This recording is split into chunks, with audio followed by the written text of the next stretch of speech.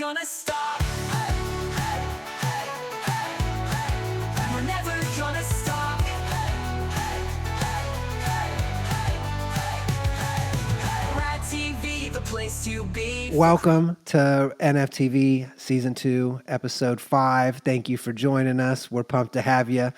I know you've been working on your Reflections of an Actor series that you just dropped on Rad TV, and we just posted a couple links to Katie's channel on our feed on X if you'd like to check it out. And you said you've been working on this for 10 weeks. Every time we email you, you're traveling all over the world. You're in a different time zone like every week. So excited to hear about what you've been up to and pumped to have this new project on Rad TV and selling it on chain and getting it to every device in the world. We're super excited to have you. Thanks for being rad and what you've been up to. How's life? How was Reflections of an Actor? Tell us everything. Thank you, Cam. Thank you, Tony. I appreciate being here. And congratulations on season 2. How rad. Wow. Yeah, we Yay. got a lot of episodes coming up. And I think we'd love to have you back for another one. I know we're just on, we're going to talk about Reflections of an Actor today, but we have so many things we could talk for hours. I know we all here know that. So we'll have you back again before the end of the year too. So what you've been up to, you've been traveling, you've been recording, you've been working with photographers. Tell us about the project. Yeah. So, Reflections of an Actor, it just birthed and came. So in a quick nutshell, I was in France for 8 weeks over the summer, and it was my first time traveling internationally since the pandemic. And, before that I was, in a different place all the time since I was a teenager internationally. But then I was just able just to be in America. And then after the whole thing, I just stayed put and was resting in America for a while. And then I had this thing of fear, right? Which I never knew before because I was always a butterfly flying around, but I got some kind of fear. And I was able to expand my wings and have power and go to Cannes Lions that I always wanted to go to since I found out about it in 2009. And now it's really creative, not just for marketing, it's podcasting and the ad agencies and the marketing because I'm an actor and I do voiceover. So I'm like, I want to bridge the gap of like these ad people, like these clients and to see they're real people, So I went on this whole experience, self-discovering, and it was wonderful. And then I was in Paris for 5 weeks and a friend reached out to me and she's like, oh, like, are you like with a lover? Are you like, I hope you're traveling. And I was thinking, oh my God, like I am not even thinking about any of those things. And I wasn't. And I was going to all these museums, the Picasso Museum and the Monet Lilies. And I went to the Vuitton Foundation Museum, this incredible exhibition with Matisse. And I discovered I was falling in love with myself again. And I needed to really connect to myself again. And then I came back beginning of August to New York and landed and went on this whirlwind of experience. And within 2 weeks, verbatim, from August 13th for 2 weeks, I wrote so many pieces of poetry. And then it was just so raw and authentic. And I was in New York, I was in Southampton, I was in Beverly Hills, Santa Monica. Then I was flying to Detroit for my Yaya's 95th birthday party.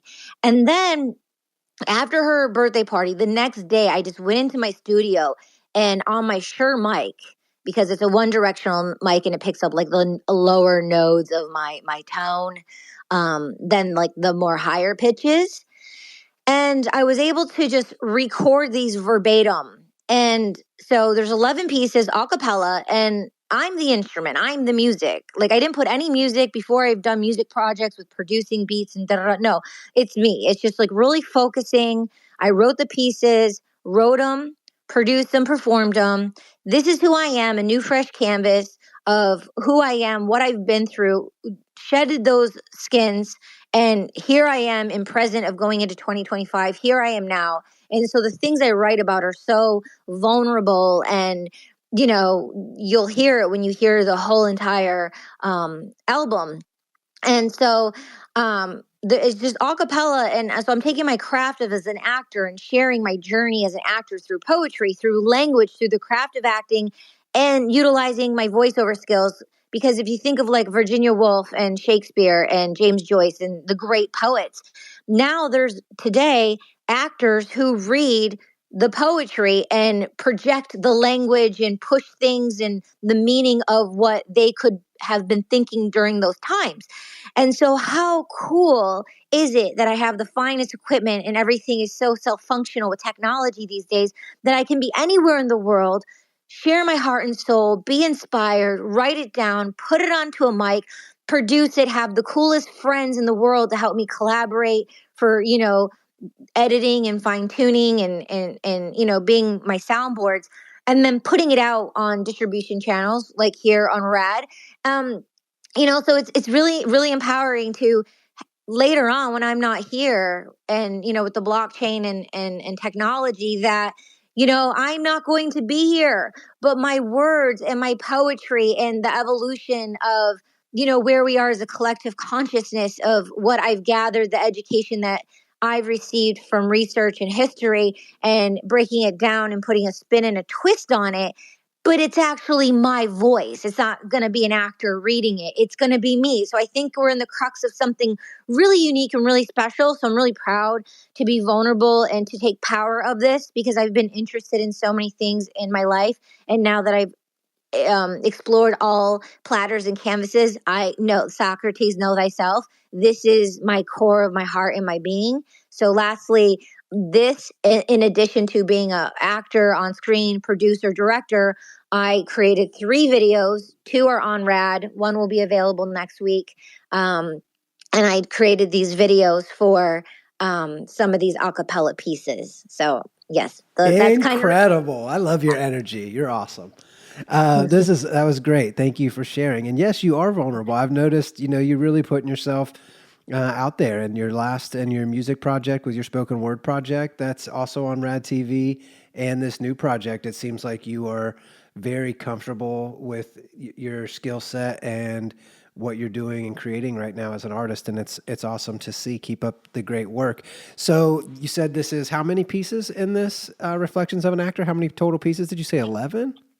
Yeah, there's 11 pieces total. My birthday's 11/11, so I'm Okay. I'm very synchronistic with the 11. Happy birthday.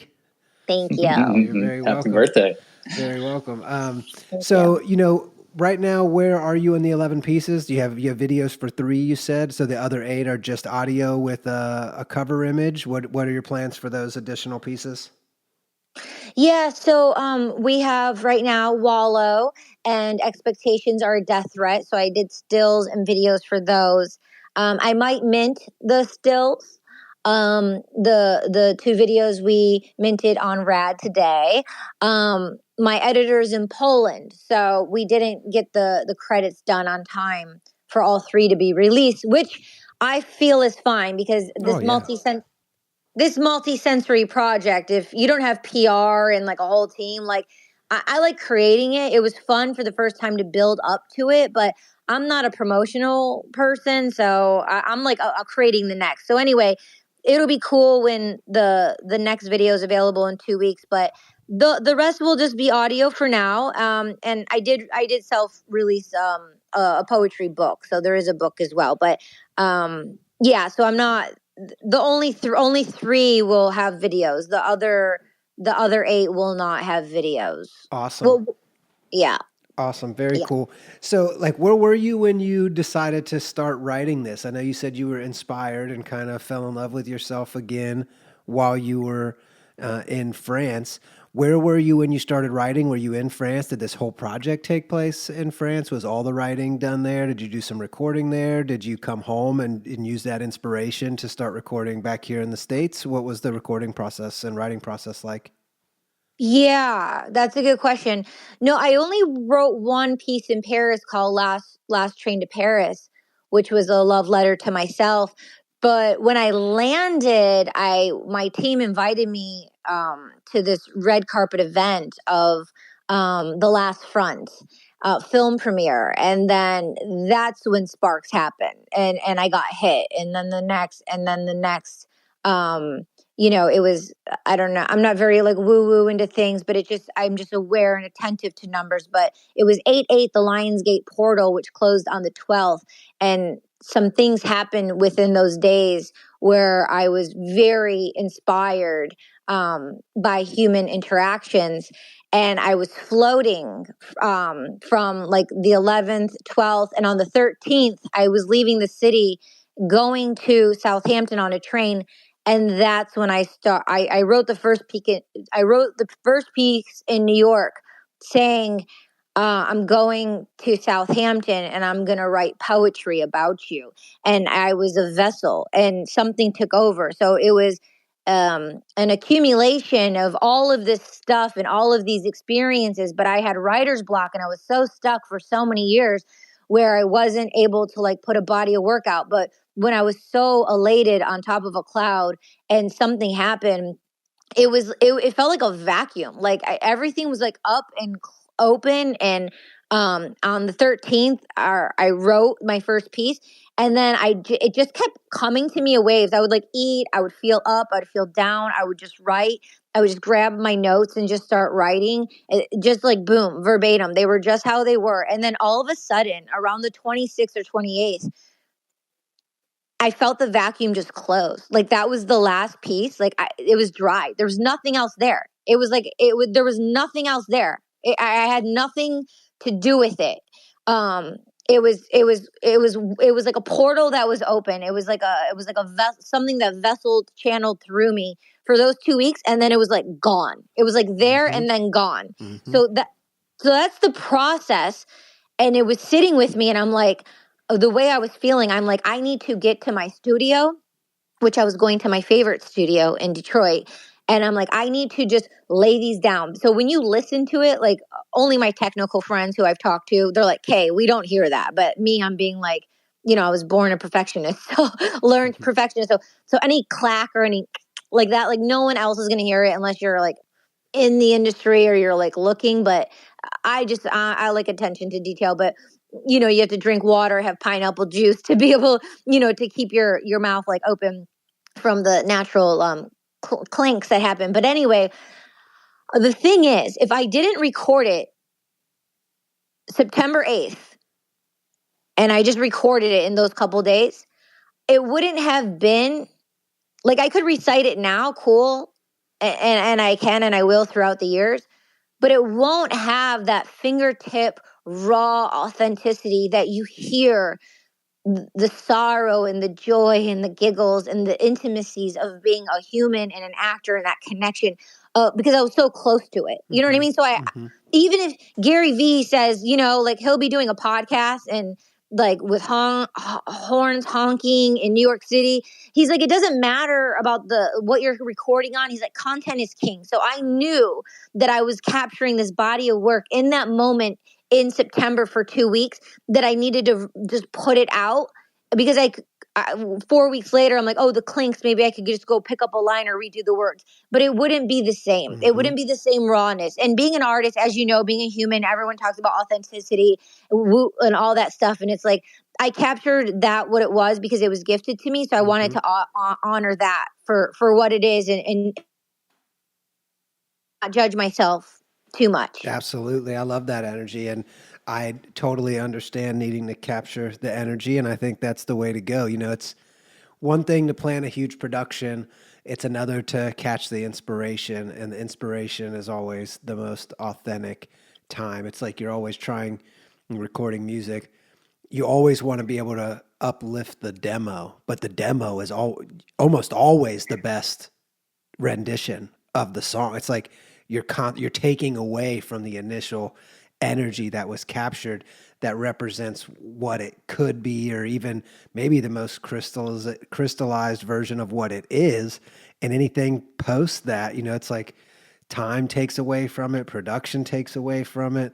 Anything that gets away from that source definitely diminishes in some way. So awesome that you had that experience, and incredible that you were able to tap in and record it. And I love your energy of saying how blessed we are to have these incredible tools and be able to capitalize on those moments of inspirational energy and record them forever, because It's all we have. It's the only way we can be here forever is to record those moments. That's very cool. Thanks for sharing that with us. Hey, I'm scrolling your X page right now, and I know you've done a ton of voiceover work. As people are learning about your work from this new episode of NFTV, can you give us a little bit of background on your history? We don't like what are you doing in voiceover right now? I know you've done some cool stuff. I don't want to say anything that you don't want to share, so I'm not going to throw anything on the table, but I'd love to hear a little bit more and to share with our new listeners what you have been up to in the past. I know like you posted a video of like on tour with G Unit and at the pinnacle of G Unit, which was crazy for me to see as a huge 50 fan growing up as a young man. And then I'm looking at like your top post on X right now is you did voiceover for Final Fantasy VII Rebirth. We have a huge community of PlayStation users, and they love Final Fantasy and that entire chronology of games. Like there's so many of them now. But I would love to know a little bit more about what you've been up to, voiceover work, and what led you into the path that you're on now of like pretty much just creating any and everything. You're not even like really stuck to a genre. You're just doing, you're creating whatever is top of mind at the moment. Anything to share there?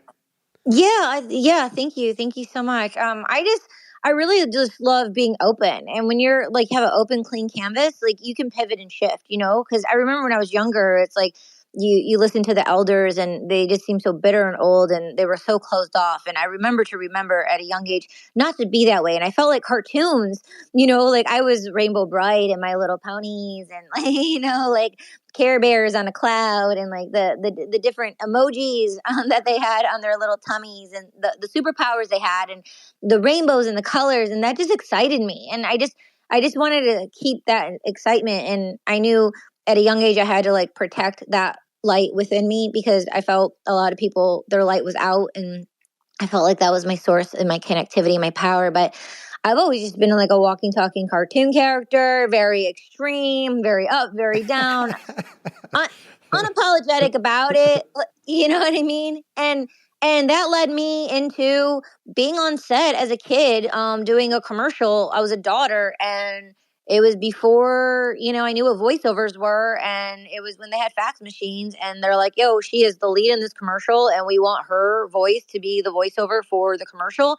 And they sent over a contract, and I got paid like double the money, and that was my first voiceover gig. I was like hired on set, and from then I went on to doing not only commercials, but video games. I was on Minecraft. And so it's like with the technology after the pandemic, like when the theater closed down, everyone spent the joke is everyone took their government checks literally, because everything was sold out at Guitar Center and the different tech shops. Like things were on back order, like the TLM 103 mic I have that's made in Germany. Those are like handmade. So they're like, anyway, people were just getting whatever technology, but so many people got into voiceover. Everything went remote. Before the pandemic, I was already remote because I have a lot of social anxiety.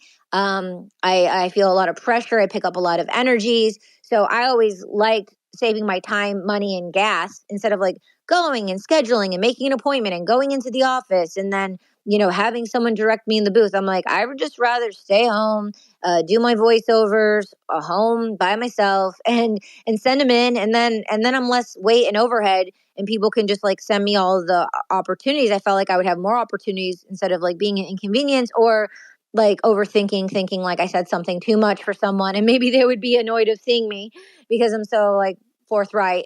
Um, so I had a lot of opportunities for voiceovers with video games and animations and promos and podcasts. And I got cast in a lead series for with a huge casting office out of Hollywood. These two ladies who cast TV and film, but podcasts have become so popular. The drama on the audio podcast. So they hired me as Alex Keys, the keys to the truth. And I'm a podcaster, and the character's a podcaster. And it's cool because with all my different voices and personality, I do my podcasting voice on the show, but then I show my personality on the show and how I can flip between the two. So that was a really fun acting part. It's called Blood Forest. Blood Forest is the name for the project. And lastly, it went on so well with my director, Fred, over at Realm.fm. They were so graciously inviting me to record more. So they brought the character back for like another arc, and it was like 3 episodes. That was like Rush for Gold Rush. That was like an added on to the Blood Forest to extend my character. That's cool. I mean, I'm just really neat. Like they're the same. He's the same person who did Harley Quinn. I mean, with the recently that came out, the audio Harley Quinn was, who was that? The lady from who played Wednesday, Christina Ricci. And I'm like, these are the people I'm working with. Like, so cool by incredible. association, Mm-hmm. right? Yeah. So I'm grateful. Yeah. We know you are. You're always saying how grateful you are and how lucky we are. Yes, we are. Yeah. So, what's going on with your podcast lately? Are you still recording episodes there? Last I checked, I remember you were like top 2% of listened to podcasts, and your podcast was crushing it. How's it going? What have you been up to?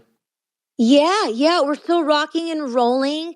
Over the summer, Lionsgate contacted me and they invited me to cover all of their summer movies. So I had all of these directors on from all the summer Lionsgate movies. Brian Skiba, who did Clear Cut with a bunch of actors like Alec Baldwin, and his next film he's working on right now is with Nick Cage and Heather Graham.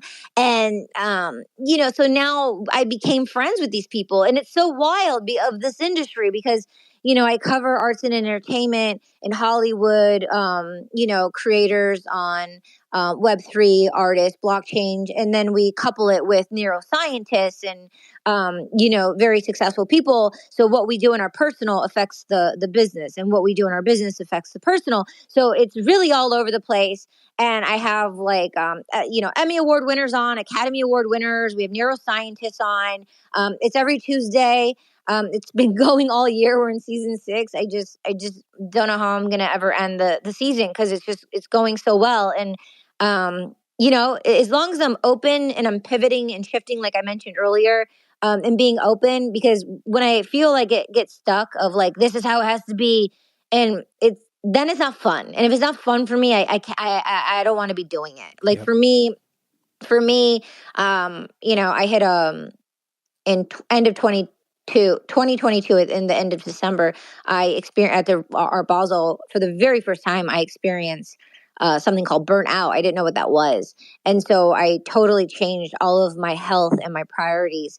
And it's really sowing the seed. So Reflections of the Actor really came out with that as my first base moving forward in the world with poetry, acting, voiceovers, comedy.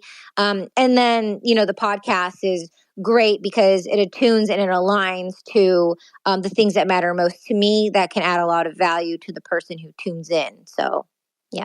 Yeah, we love that. And I know you're always with somebody cool on your podcast. You're really all over the place is maybe the only name available for the podcast. Because you really are. It's You're the like, you're talking to everybody from so many different sectors, but you do a really good job of tying it all together. And I know you're, pretty prolific when it comes to creating stuff. I want to get back to this current project too. We'll keep bouncing around. Wallow and Expectations Are a Death Threat. You said the photography was done by Scott Sprague. Can you tell us anything about that shoot and what came out of that? Where'd you guys shoot at? And how long have you and Scott been working together? Yeah, great questions. Scott Sprague, wow. He is in Michigan. He's a well-known photographer in town, and his art studio literally has 8 different rooms. It's like the Andy Warhol Underground in Detroit. It's like in Ferndale, though. It's in a good part. It's so creative. It's so safe. It's so fun. The energy is like next level. He and I met when I was a kid. I did a modeling job in Birmingham for a hair salon, and I was like, the poster in the window, and it was my hair.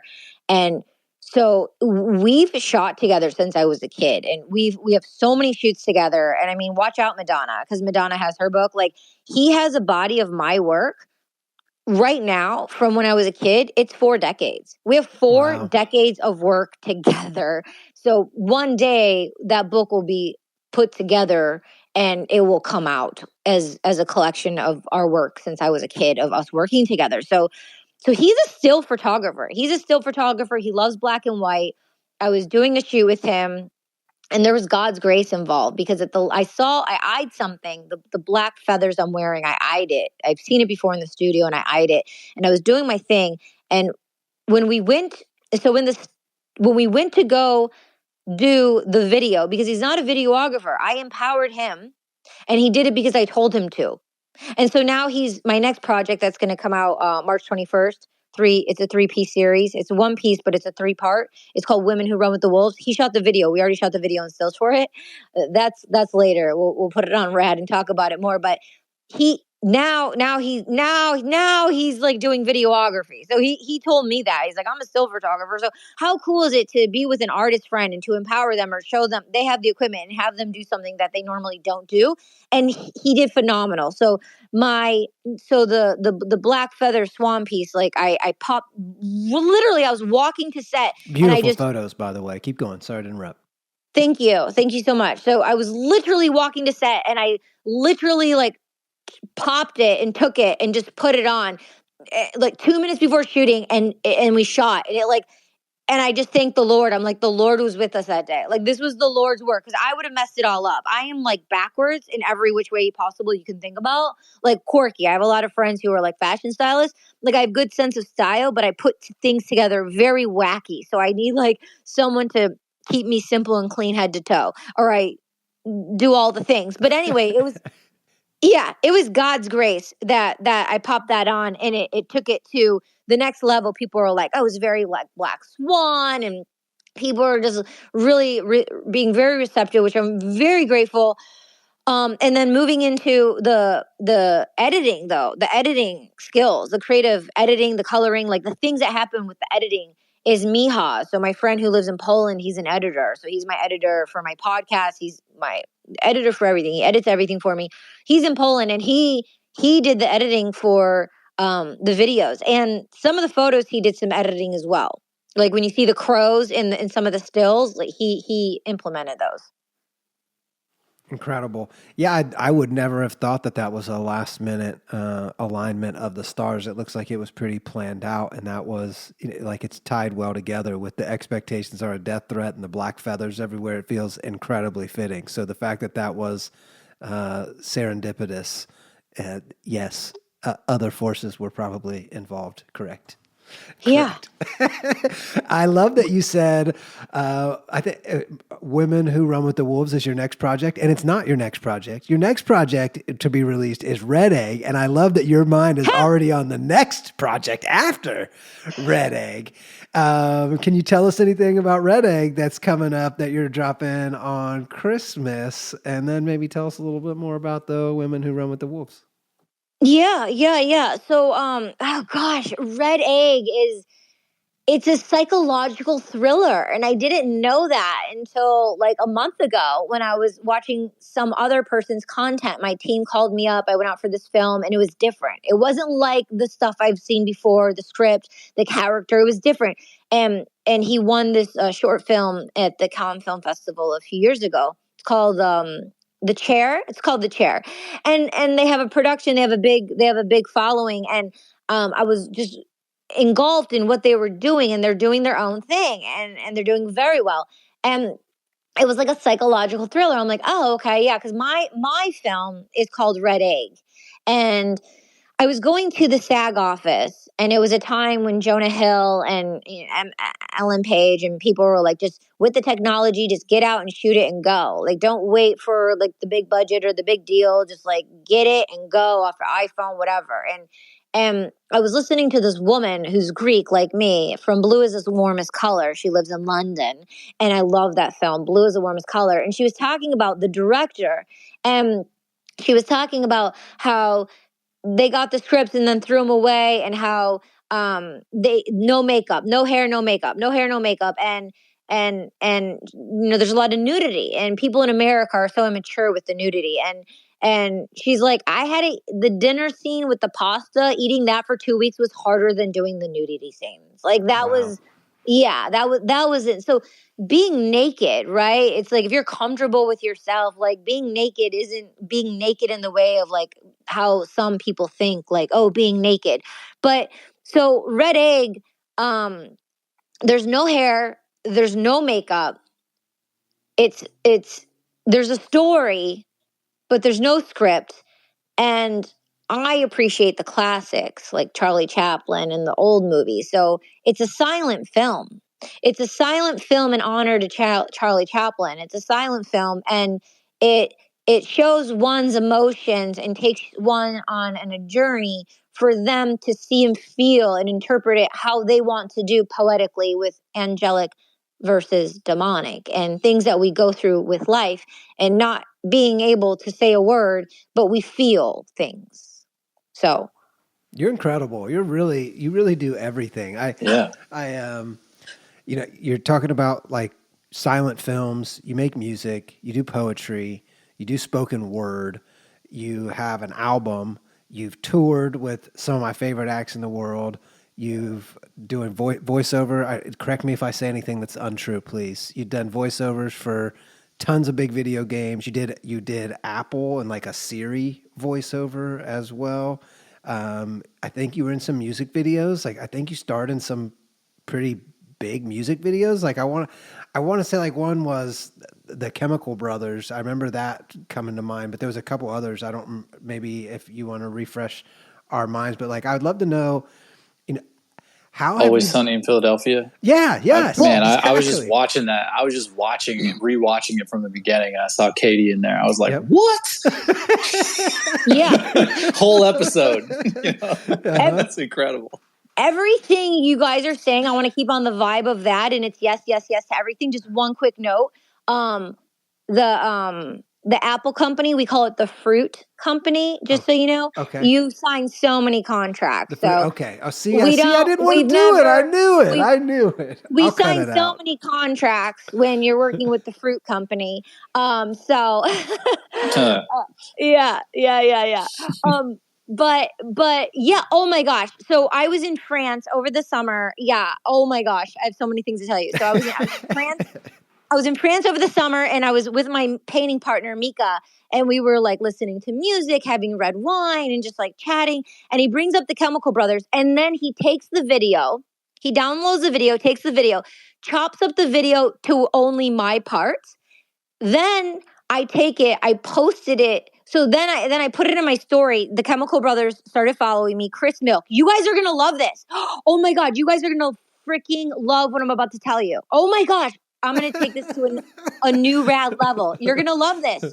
Listen, do you know Chris Milk? Yeah, I know the Oh name. yeah. No, I've met, hung out a number of times. Yeah.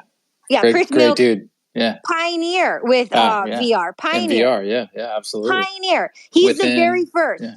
He's the very first one. He like invented things, and he's the pioneer. He's the very first one to implement the VR. So what happened is, I have two stories to tell you. One, with the Chemical Brothers, if you watch the video, well, let me tell you two things. One, let me finish the other story. So one, I posted in a story. I tagged Chris Milk, the director who hired me, and the Chemical Brothers. Chris and I follow each other on Instagram, and the Chemical Brothers reposted it. And then I decided the next day, hey, why not? And I posted the video, and I added him as a collaborator, and they accepted the invitation. They started following me on Instagram, and it just went like viral. It has so many views, and it was like the rebirth of my first project ever with the Chemical Brothers. My first time being hired in Hollywood by a legendary human being and inventor, Chris Milk.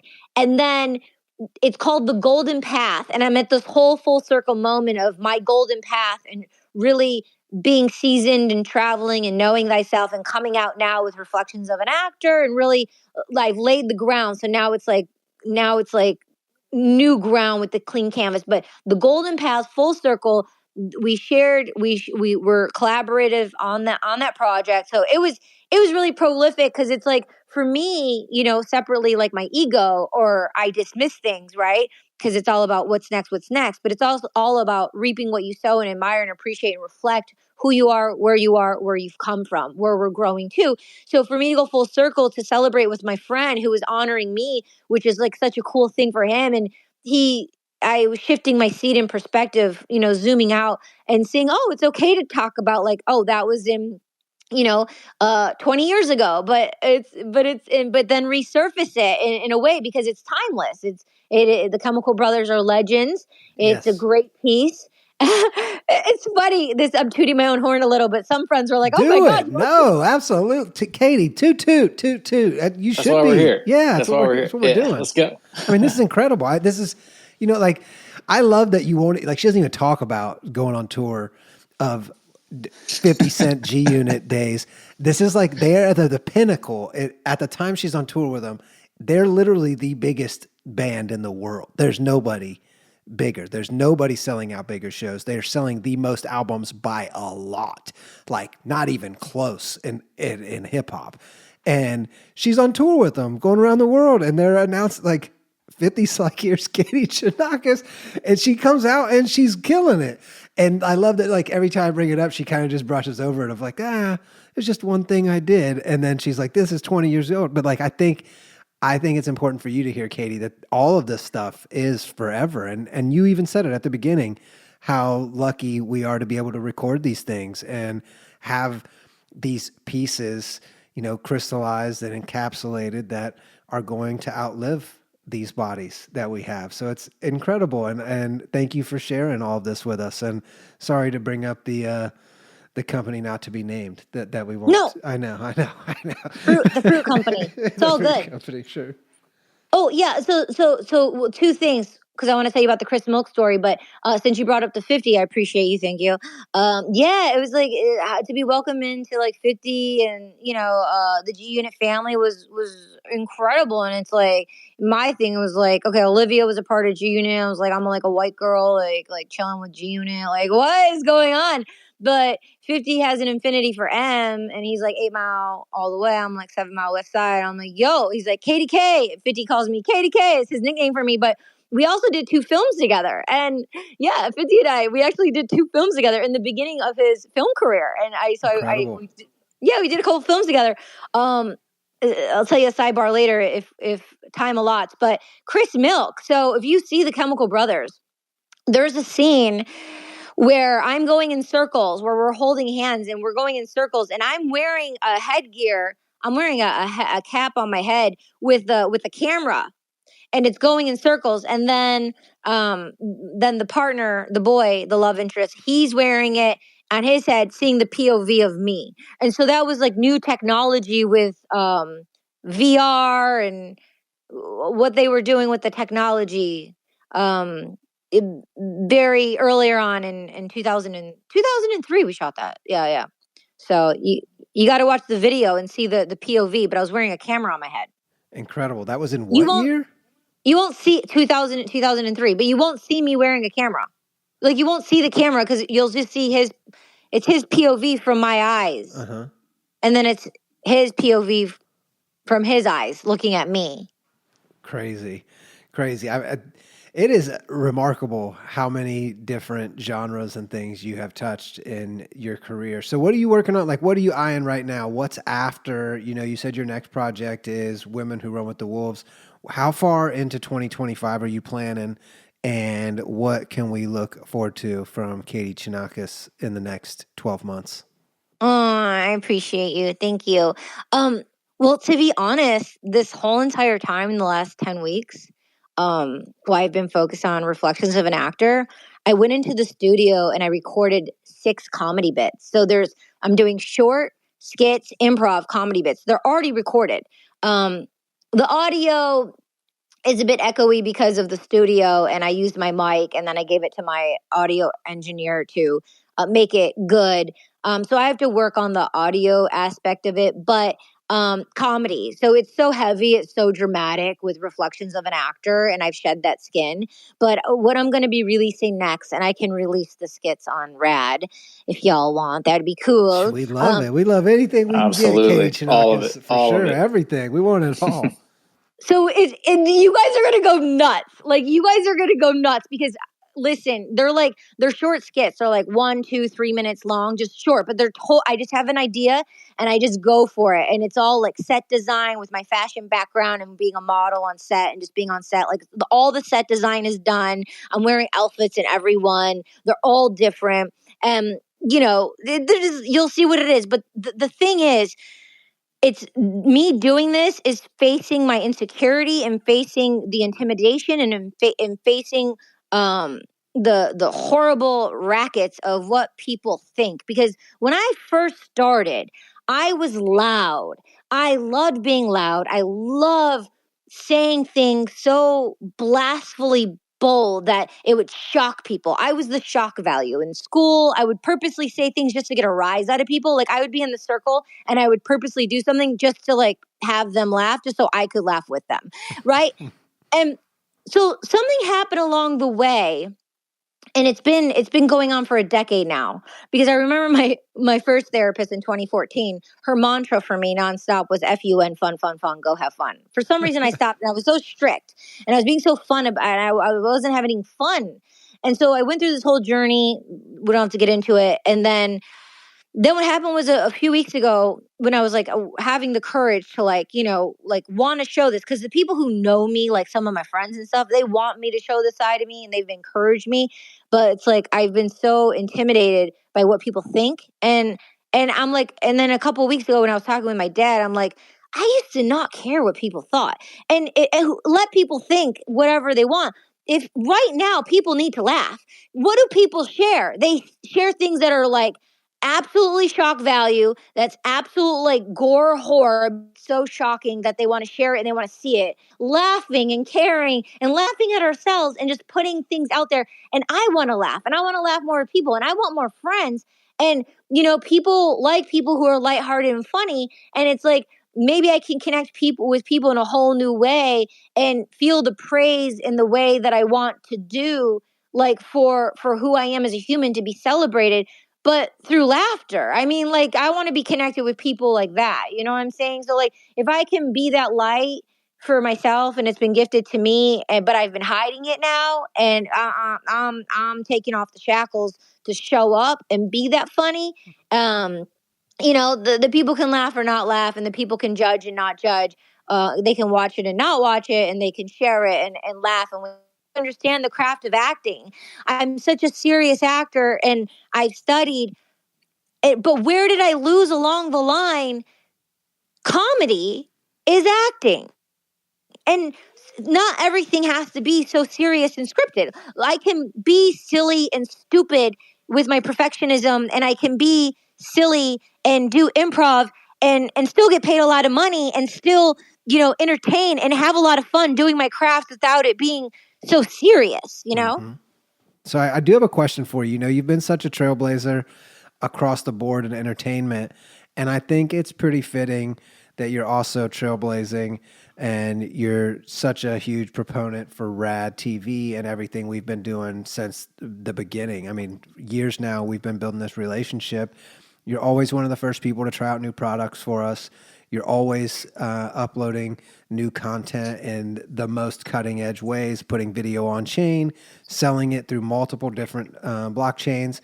I'm wondering how you feeling right now about the market and where the market is. Bitcoin's booming. Where's your head at? What are you thinking about crypto? And what are you excited about in the crypto space at the moment? Yeah, great questions. Great questions. So, when I went to VCon, the very first VCon, Gary V was like, "So everyone's still zoomed in." So then I took the approach to zoom out and to be a bridge to educate Web 2, Web 3 through the podcast. Um, and then I was like still in the game, still doing my thing and seeing what was happening. And then again, I kind of like decided another layer of zooming out, where I went on the self discovery, some of which we've talked about. And I think, with everything's evolution in time, because sometimes we can have ideas of just be ahead of our time, and like people aren't ready for it. So, so now I'm so excited and for our partnership and our continued friendship. And it was so easy for me to upload on Base. I love Base, and That's great to hear. it's so yeah, and it's so great because it makes so much sense with like the wallets. Now I don't have to deal with papers. I don't have to deal with anything. I can just put the other talent. I can put the DP. I can put like, the audio editor. Da, da, da, like I can, when it comes to like culture kids, right? And we put it on Base. I can put the people who are Web3. I can like put all of their wallets in, and it's just so simple and organized. So you guys have come a long way, and I'm so grateful for our partnership and to continue to put high quality projects on Rad, and to have the platform as an independent artist to have it on the platform. And I just went on the other day, and I was like, oh, I have all these followers. I had no idea. I had like no followers, and now I have all these followers. So I was You're like, oh, okay. crushing it on Yeah, there. you are crushing it. Yeah. Absolutely. Oh, cool. Thanks. Yeah. So yeah, I'm gonna my goal, and then with like you said with the marketplace and stuff, it's like you want to be mindful because NFTs were like really down like for like a long time, and like things are going up, but still like there's financial crisis all around in so many ways. So I made it's on Base, so obviously people know or not know that the minting fees are pennies, and I made it like really affordable for people to be able to collect the videos where, it could be like a higher end piece. But it's like, hey, if they're liking me, they're liking my vibe, and they're like, I just want to support this artist, they can do so for like a nominal fee. And it's about quality and quantity and connectivity. Like obviously like money's important, but it's not everything. You know what I'm saying? So it's like making it accessible. I thought it was really important, and it's better for longevity. So that's kind of like where mine is, because like one of the videos I could be like, okay, it could be limited edition. We could put on like, a high end price, but I'm not there right now. And that's not where the people are at either. So I just didn't think that made sense. Love that. And love you hearing your feedback. We love having your work on Rad TV, and we too are incredibly excited about building on Base and allowing creators to sell content for fees that aren't detrimental to the consumer flow and push people away. We supported ETH for a long time, but selling a video for even $10 on ETH, oftentimes today, just a regular. I just did it. I checked our bot earlier in our Discord to see what fees are. I'm going to do it right now, real time. So I just typed in our fees command in our Discord server, where you can see exactly how much it is for fees on ETH at the moment, and it is calculating. Earlier today, it was between $10 and $18 for just a simple token swap. Right now, it's between $14 and $25 for a token swap on ETH. And picking up an NFT or something is around $6. So $6 fee just thrown out the window if you're minting on Ethereum. But if you're on Base, as you said, it's pennies. It's actually even less than pennies. It's like a penny or two to mint. It's like a tenth of and a it's tenth like a of tenth of a penny to buy. Yeah, it's like literally nothing. You don't even need to tell people about the fee. That's how efficient Base is. So we're really excited about the Base integration, and we think that allowing creators like yourself to monetize directly without needing to talk to anybody, just come in, set it for sale. You were hype about being able to pay out everyone in the contract itself. We couldn't be more excited about that, and we're very grateful for all your feedback and you jumping in to be an early user across the board on our platform. And it's definitely paying off. I mean, you've been featured on our platform for a long time. We keep all of your work at the top, most prominent positions across our apps, and your following is growing regularly, and it's really awesome to see. So thank you from the Rad TV team. We really appreciate you, Katie, and glad to have you. Absolutely. My pleasure. Thank you. Yeah. Well, and if you look at, I've been working on this, article that goes into what is the difference between smart contracts versus the traditional system. And artists and creators are so far down the chain in the current system that it's like you probably saw the Snoop Dogg video that was bouncing around a little bit, that what he was talking about, how he got 1 billion streams on Spotify, and like what did that translate into dollars for him?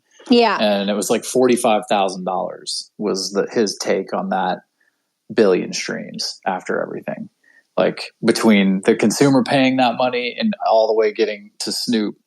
And so you see these numbers floating around that people publish, and they're just talking about how, the whatever it is, it's like Spotify. I'm looking at it right now. It's like 0.001 basically per stream, or 0.003, on a 0.05 maybe on a good day, depends on who it is and whatnot. But Snoop's example, if you look at like the actual numbers and what he gets per stream after everybody takes their cut, is 0.0000045 per stream. Wow.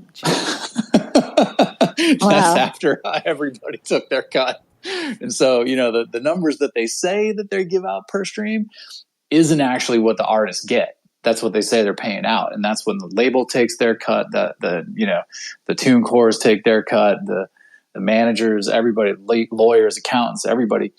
And it's just crazy how, that's the old way of doing things. And now you can see artists and creators like yourself, Katie, who are embracing this new thing. And, the crazy thing is like, if you're taking almost all of the income and you don't have to think about legal and accounting and everybody gets paid out and it's auditable and it's instant, and you're not doing distribution, you're not doing manufacturing of physical CDs or DVDs, it's like the whole chain is taken care of for you and you can audit it. And so you don't have to have a billion streams. Yeah. Yeah. You can make a real living just getting paid directly. Yeah. So, it's pretty exciting to see that manifest. And, yeah. I have a question. Yeah. Cause since we're talking about this area, and I don't know the answer to this, but what about like, Nielsen radio that, it collects. So like the musician, not a video, but a musician for the audio, you need to have like through Nielsen, through Sound Exchange, SoundScan, through BDS radio. So before I knew about, let's say, DistroKid for distribution on the music platforms, I just found this out. But before, I would have to format and put all of the metadata into each song, send the waveform to BDS radio, so then they could domestically and then internationally know when the music is playing, right, on all the systems. But then you'd have to manually go and do that, and that's how a lot of musicians would get screwed over in their record deals, because they didn't know those cracks of where like a lot of revenue came in. So then through Sound Exchange or SoundScan, they're like one company. There's something called a black hole, where it's like so many artists have a black hole of money that never gets picked up because their songs were played, but it was never registered. So it's very confusing. And then, so what I saw recently is DistroKid, the distribution company for platforms. They have, you can add on for $4.99. You can add on, and they register it through BDS for you, through Nielsen for you. So then you don't have to go and do all those things. So I'm wondering how it's going to translate with Web3, with Nielsen and BDS radio, of having the audio protected, on the platforms where everyone isn't integrated on the Web3 yet. Yep. They'll have to start to look at how they integrate it if it's direct, kind of a purely decentralized fashion. We still pay performance rights as a platform. So, we're still sending money anytime things get played. We still send our money to CSAC and et cetera. So, but as far as like it going straight on chain and being on IPFS and being untrackable, it does kind of get lost in the mix there. And so, there's a wrapper around the blockchain that starts to look at, what content is there and how they can be paid royalties correctly, ideally via the smart contract. But can you imagine getting SoundScan to send ETH into a contract right now. Right. You're the boss. I don't know. You could call and talk to Yeah. those people. You're the boss. It's going to take us a decade, but we're laying the groundwork. We're building the infrastructure and the pipes. So that's the hope. And in the meantime, we just pay our bills for the performance rights, make sure everybody's covered. But yeah. But I'm also curious because, obviously you're a creator in the space and you see every piece of the puzzle. What in terms of AI, we've seen a ton of generative AI that is just like within the last 12 months, it's gone from 0 to 1 million in terms of, the quality and the output and what people are doing with it, from audio to, scripts to the only thing that's not really kind of taken hold fully is like editing longer form pieces with narrative and consistency and things like that. There's still kind of a human intervention really required there, but just curious what on the AI front, if anything, you've been doing. I think there's a huge opportunity in original art being used to train engines and even monetize as artists. But then also, like, on the flip side of that, from a creation perspective, are you seeing that it optimizes or accelerates your workflow, or using any of it anywhere in your process? Yeah. Oh, yeah. I love AI. I've been using AI for a while. I love it. I think it's fabulous. I think it's very overwhelming and very intimidating. And I do so much that I can't do it all because I'll just get so much ancient anxiety. But the AI has really helped me with because I have like disorganized thinking all over the place. So the AI has really helped me with like press releases and like I'll write something and I can put it into the AI and then it just formalizes it where it's like, because I'm not normal, right? And most people, I guess, are. I don't know. So like I'll do my literature, like what I'm writing, and I'll put it into the AI, and it'll make it like pretty for me, so I can like kind of relate to people, or else I have like a hard time doing that. So that's like on the writing front of like every single day of how it really helps me communicate with people in a more effective way. But no, I've done glitch art. I've done different implementing photos. I've written AI poetry prompts and then coupling it with beats and photos and images I've made, not with Midjourney, but Culture Kids, my first Web3 project, Culture Kids, it's improv and half written by AI.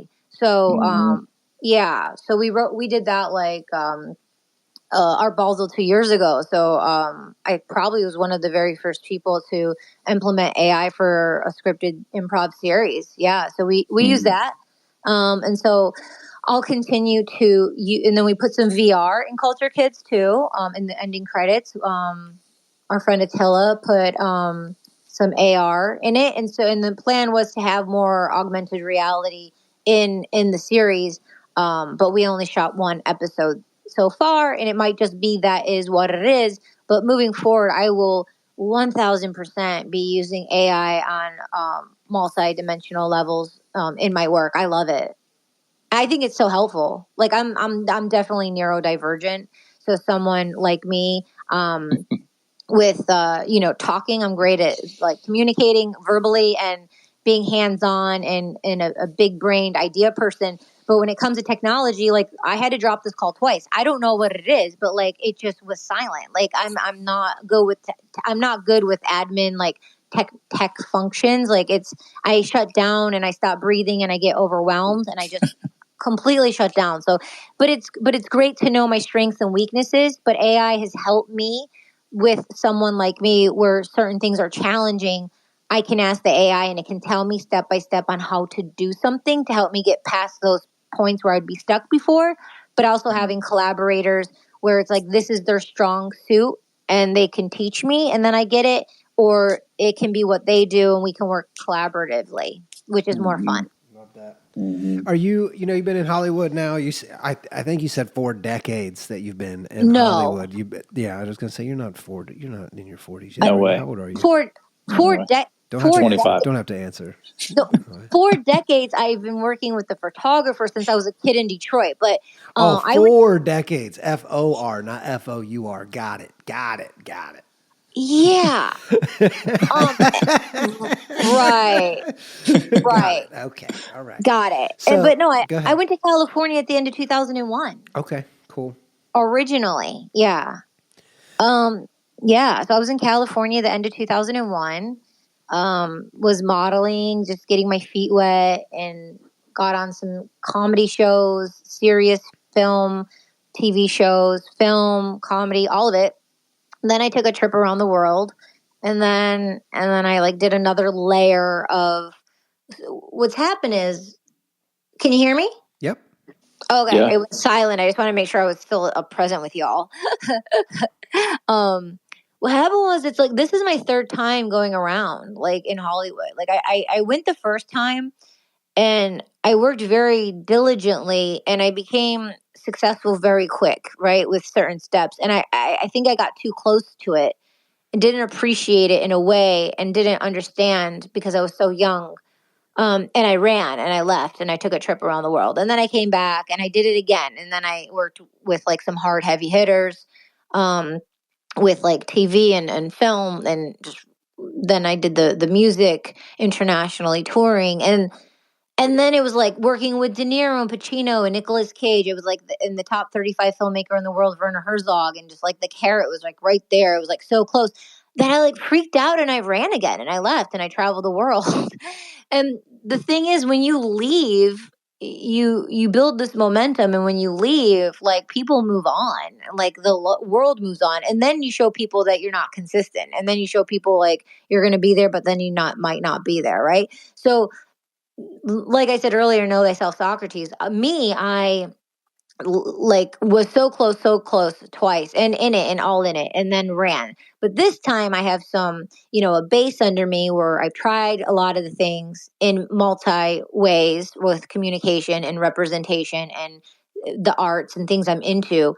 And even though I may not understand it in the present moment of like this is going to be marked in history, I'm wise enough to know now to like stay put and to stay still and to be consistent and to keep going one step at a time. And even when I have a high day, don't leave and go to Bali for a year. Or Right. if I have a low day, don't stop and like just completely do something else.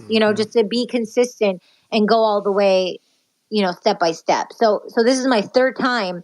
And I say no one's stopping me, not even me this time. Like we're going for the Golden Globe. That's We're going great. for the Golden Globes this time. And Love that. That's it. it's not just about the Golden Globe. It's or the SAG Award. It's not the materialistic. It's the meaning, of my life work and my purpose and who I am. Right. So we're going all the way this time, Love that. friends. Love that. So, Absolutely. you've been around in Hollywood, and you've, learned a lot of lessons, been a lot of places, met a lot of remarkable people, and you're pretty well tied in to the the old guard of Hollywood, while this new era of media is taking hold. And like, you're using AI stuff. There was the huge pushback from Hollywood with AI stuff and the SAG-AFTRA strike. What are your feelings on that right now? And maybe if you could relay some of your feelings that you're seeing from others around the AI movement and the evolution that AI is bringing to content. What kind of things are you seeing? What kind of things are you hearing? Is it fear based? Are people excited now that the strike is over? What's your projection and vision on the future for AI's integration into the old guard of Hollywood as we've known it? Wow, this is great. This is like a whole nother podcast, but here are some brushstrokes of inspiration and things. Like you said, like I've been in the Hollywood since then, and then I got into Web3 in 2018. So I've seen the buildup on both sides, and I've seen the Web2 Hollywood scene being totally ghosted and blindsided, and not even knowing what was going to hit them. Like they had like no idea. So I was just like observing it. Like these people have no idea what's happening. So then the strike happened, and it really brought us together, like, because everyone's so like in their cubbyhole, silent, and it's individual thing. You work with your coaches, you work with your acting coach, and everything's like underground. You don't, but people came out and they came together, and I stood with my union and through the strike on many points, and I respect all the deal points in all the situations, but specifically with AI, I'm in the center. I'm not left. I'm not right. I'm not up. I'm not down. I'm just appreciating and witnessing what is like. How can we hate on technology when technology has gotten us here? Okay, Amen. Yeah. right, and it's coming, and it's here, and whether we like it or not, it's not about us. It's about the technology, and it's about evolution. Um, However, I do understand foundational respect of like me being a voiceover artist, and then like Sure. I have done background work, and you get paid like $400 when you're a union actor for like less than 8 hours a day, and you get meals, and you can network and read and do other work while you have downtime on set. But you're on set, like, and you can network and meet people, and they're wanting to do this print where they print you, where you go in for 45 minutes, they print you, and then you get paid one and done. No, well, listen to this. What about like a mother at home having children or wanting to travel or doing other jobs, and they can receive passive income? So if you want an actor to come in and you want to print them and you want to put them in a Marvel movie or a TV show, and you want to, utilize their print as residuals, give background actors the residuals, then I think that's fantastic, because then we're being, more economical with our, all around, and with our energy of, like I was saying earlier, like not Yes. going into my voiceover artist to record when I can just do it at home. It saves time, money, and energy. And these people can be feeding their families at home while, receiving income from their digital print. So utilizing it that way respectfully. It's like you can't just like, go to someone's house and like eat all their food and leave. Like that's disrespectful. So it's like if there's an energy exchange and it's fair and people are feeling seen, because it's all about being seen and doing what we love, and not taking advantage of each other and one another, because when we take advantage of people, we're only really taking advantage of our own life experience and ourselves, and cheapening our own brand and businesses, I feel. Great answer. Love that. And really love the perspective of being able to print a working mom that's able to spend more time with her family or where she wants to be, or another gig. I mean, if you could just go around, if you're in demand like that, I guess you could just go around. It's going to be really interesting to see how this unfolds moving forward. And I'm like all things, it will take care of itself. I am often reminded recently, my 10-year-old godson loves Fortnite, and he has been the biggest Metallica and Aerosmith fan for the last year because they were both recently in Fortnite. And he's like, Cameron, do you know who Metallica is? And I'm like, yes, young man, I know who Metallica is. And just recently, he's like, he called me, Eminem's in Fortnite, FaceTiming me. You got to get on and check out Eminem in Fortnite. It's unbelievable. Eminem's 51. And my 10-year-old godson is ecstatic about Eminem being in Fortnite. And like these things work themselves out. Like Metallica was the leading voice against piracy and all the, what was the app, Napster, BearShare, LimeWire, whatever your tool of choice was at the time. But they were the ones really pushing against it. And now technology has led to them being bigger than they've ever been, selling more merch than ever, streams higher than ever, and it's an entirely new generation of kids that don't even know what air quotes pirating means. Like their Wow. only option is streaming. So like they don't even know what pirating is. So it's really interesting to kind of see that go full circle with music. And I think a similar thing will happen with video. I think we're just too early to see, how it really unfolds and plays out for everybody. But I love your perspective and thank you for sharing. Well, I have another idea on this topic as well. So Shoot. so yeah, so just to put a pin, yeah, so that's like when you're on a TV set or a movie, like in a chess, like the background actors are, the pieces, like the base, right?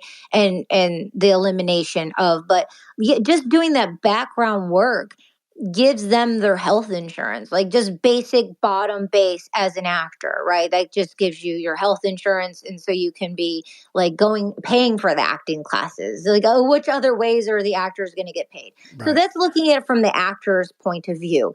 Shifting in, because I produce and direct, and Tony knows my brother, Tim Chonacas. Mm-hmm. Yeah. Amazing studio too. Like incredible. Go check it out. LA. Yeah. You know? So my brother's business is Gold Tree Studios, and he's just like has the structure, and like Tony said, the studio and the connections, and he's full on. It's a full on thing. But so two things. One, what's happened is because of the pandemic, on the actor business side of it, a lot of the agencies have closed down. A lot of agencies have closed down. So if like an agent wants representation, I was advised it's best to like get a manager and have a manager with their relationships get you an agent, because it's like it's a free for all now. You don't know who's open, who's closed, who's doing what. It just, so many agents have moved all around. That's that. But from the production side of things, same. Like, a lot of productions have closed. A lot of people who are like A-list stars are taking SAG rate. They're taking SAG scale rate. My brother just worked on a film with Johnny Depp. He's directing Al Pacino in a new picture. So he's working on that right now. So someone like my brother, he is independent, and he doesn't need Hollywood or the ways of how things were, because he came in and created what he did, because his studio, they have the most advanced tech. So before, like, now he works with like all the corporate brands who make the movies, and then he works with the indies too. But before, the coloring wasn't all in one place. You'd have to do the editing somewhere, the coloring somewhere, the sound somewhere else. And they also have 1,000-foot soundstage, where it's like if you need to do reshoots with the director or editor, the actor can be there, and then they can do the reshoot in real time and not go home and watch the footage and come back and shoot again. So it's very effective and efficient. So people are working smartly. I know my brother is working with AI, and so people who are utilizing the technology of AI, to advance, then I think it's really obviously, a smart idea. Another sidebar, my friend, I just saw he's doing a new movie called Republic. Tony, I should tell you about this, but it's called The Republic. I have the link, but I mean, his Godfather's Oliver Stone, and they've done like Wolf of Wall Street. They've done like a bunch of movies, like so many great movies. But they created this whole template. It's amazing from head to, they did American Psycho, I think. They have all these, and they're doing it different tiers of how you and me and people like us can just invest as small as $200 into a Hollywood film. So I think it'd be really cool to see. So that's like a new model that he created that no one else is doing, because his family has an independent movie house production company, Pressman Films. Yeah, actually, PRE. they've been pretty active on X lately promoting that. Sam Pressman, yeah. So Yep. Sam Pressman Films, PRESSMAM. Yeah, so it's live for about 2 more weeks, but their model, like, look what they're doing. It's so amazing. Sam's been my friend for like ever since probably like 2009, I think. But I'm really proud of him because he like took over, his family's company. They have offices in LA, and they really made it available for you, me, anyone listening, just to go and as small as $200 to invest in this film. And they have a track record of making very successful films. Yeah, and they're some huge independent. ones. Yeah. Yeah. So people like this, my brother, right, Tim? People like Sam, like these are the people who are the shape makers. Yeah. So I'm excited to be friends with them and to be a part of it all and just to witness it. Incredible. And support them. Yeah. I mean, you're really well connected, and I think your perspective gives a good idea of probably what's to come and what to be paying attention to. And we'll love to have you back on as things continue to evolve in this space and with your work. So, what's next for you? As the next release, we're looking forward to the rest of the the Reflections of an Actor project, and then after that's base Red Egg will be releasing on Christmas Day. I think is what we're aiming for. You're gonna make it live Christmas Day. Yeah, Christmas Day. So Reflections an Actor, done, out. Whoever hears it, cool. Like I'll, promote over the next couple weeks. But what I'm going to be doing from now until Christmas is I'm going to implement some of those comedy skits. Yep. I'm going to release some of those, and then Christmas Day will be Red Egg. Yeah, and then we'll be prepared for 2025, which is, getting me on a TV show, booking some films as a working actor. So that's my goal. Yeah, to go and enjoying the Golden Globes events, things like that. Incredible. Katie, thank you very much for your time today. It's always a pleasure talking with you, and we'd love to have you back on in the next couple of weeks. Maybe we can get you back on here for another space before Red Egg drops, maybe the week before Christmas or something. Yay, I would love that. Thank you, Cam. I appreciate This is so lovely. Thank you so much. We love talking. We can talk thanks, with you Katie. for hours. All This day. is easy. All day. Yeah, you're a great guest. You have so much to talk about. I mean, I feel like we could keep talking for another 2 hours, but I want to be respectful of your time. We are at like 2.5 hours. We were planning to go live at 2, got the content up and everything featured. So if you guys want to check out Katie's new works, head over to radtv.com, and you can see her in the main featured section on our website, and check out our X page, x.com/rad NFTV, all caps, and you can find links to Katie's work, Katie's channel. You can follow her on X as well as on Rad, so you're notified every time she uploads a new piece of content and makes a piece of content public, and follow her on X as well. She has an awesome website with tons of information, pictures, links to everything she's done. Check out her IMDb page. She's got some awesome reels. She's been in a ton of stuff that you know of. I'm sure everybody listening, and I'm not exaggerating, pretty much everybody listening to this has seen Katie somewhere, whether they know it or not. So fun to have these connections and then see faces that you're so closely connected with in this space, and in such shiny bright lights in Hollywood and on TV shows and on Always Sunny and on your favorite artist stage, whatever. So keep up the great work, Katie. You're super inspirational. We're grateful to have you on Rad TV. I have 3 things to say. Go, please. If I remember.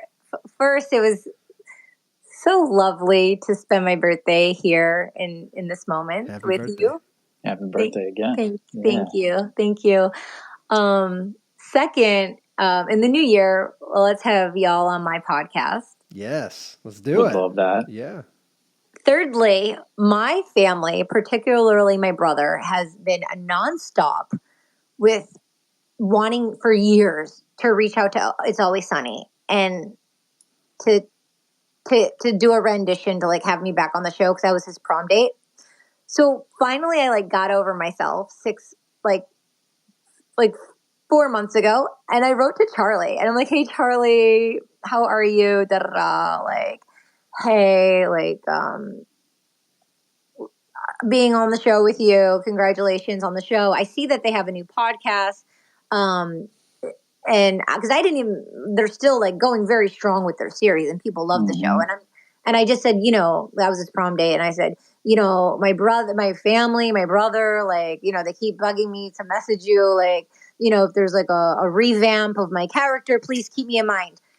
He wrote back to me immediately, and he's like, Katie, how are you? And he totally sowed a seed and planted a seed and made the connection to possibly come back on It's Always Sunny. So I'll keep y'all posted when that happens. Oh, it's gonna happen. It's gonna happen. Yeah, it's gonna happen for sure. Yeah. It's in the universe. It's happening. Yep.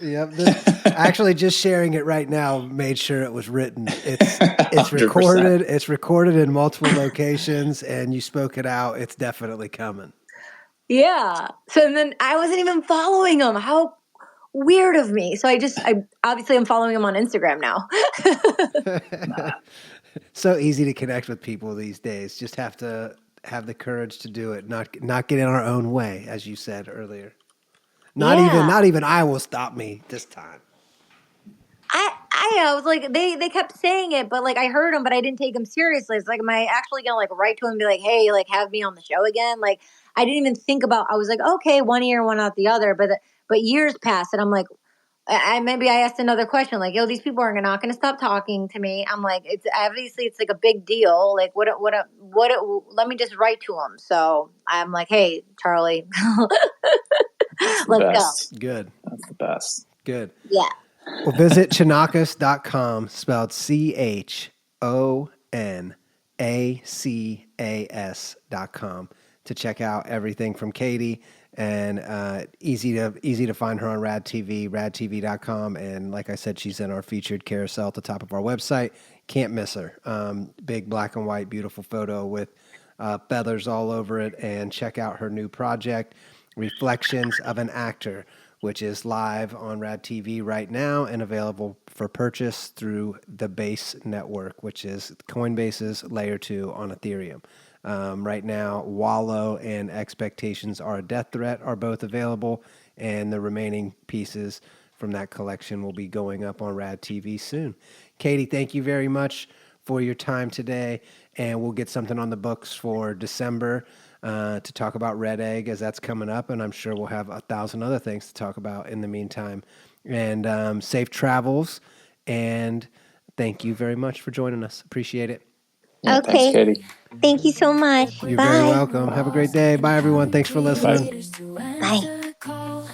Web3 and AI, now they're leading the way, distributing and monetizing a brand new day, putting power back in hands, creators and fans unite, with apps on every device, they bring delight. Oh yeah, revolution of creativity, it's taking flight. Rad TV, the future is bright.